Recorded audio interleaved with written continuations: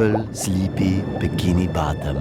The creatures of the sea are deep in slumber, their night brains exploring the mysterious world of dreams.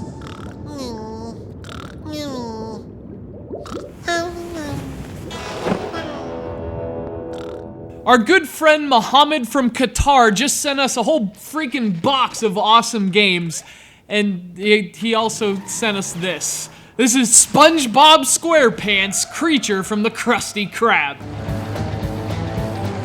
Hot dog, Daddy-O! My bed is transmogrified into a lean, mean racing machine! Released in 2006, Creature from the Krusty Krab was actually a launch title for the Nintendo Wii. So I guess if you weren't into Wii Sports, Twilight Princess, Excite Truck, Trauma Center, or any of the other good games it launched with, well, SpongeBob was there to provide a nice, wholesome, and genuinely forgettable experience.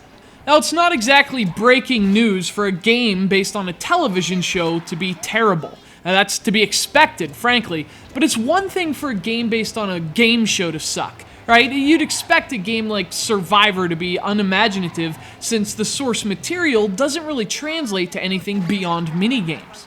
But the thing that just drives me crazy about games like this is that it's not based on silly little physical challenges, it's based on a talking sponge who lives in the ocean. You could do a lot with a video game based on Bikini Bottom.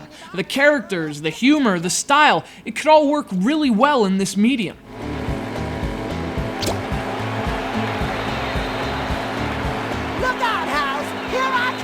So what does this game do? Well, it ignores all the stuff that makes SpongeBob so good. I mean, why embrace the source material, right? Instead, it embraces the traits that make licensed 3D platform games so generic. So, what do you got? You got dull 3D graphics instead of 2D sprites that could actually look like the cartoon. You got dull missions instead of funny writing. And you have a game so boring you'll forget about it before you even turn off the console. For those keeping score at home, that's ugly, dull, and forgettable. 3 things that couldn't be less applicable to SpongeBob Squarepants. I don't know, SpongeBob. That sounded like a compliment to me. Yeah, it was, Patrick. It's just too bad your game sucks.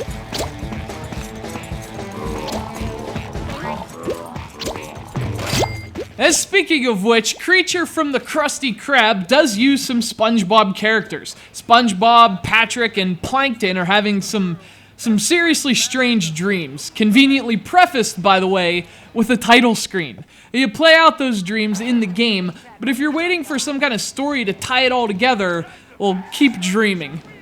But you know, I don't want a coherent story from a SpongeBob game. All I want is a premise, and at least the game tries to provide a good one. The problem with Creature from the Krusty Krab is everything else, starting with its presentation. This game takes a lot of liberties with the license, and usually, unless it's fueled by an ambitious concept, that's a bad idea. And this game misses all the charm that makes SpongeBob a good cartoon, instead becoming a caricature of the show rather than a faithful adaptation. If things aren't much better in terms of the gameplay either. Creature from the Krusty Krab plays well enough, but it just isn't much fun. It's way too simple to be interesting, and there's nothing in the design that feels original. You just walk around, do some really rudimentary platforming, collect some stuff, you finish the level, and you do it all over again. Ooh, I guess not. Listen, I'm not expecting a SpongeBob game to be as polished and inspired as a game like Super Mario Galaxy or anything, but given the potential, it'd be really nice to see something that isn't as relentlessly dull as Creature from the Krusty Krab. Oh, that didn't sound like a compliment at all. My license, it's so shiny and so, whoa, look at that handsome sponge.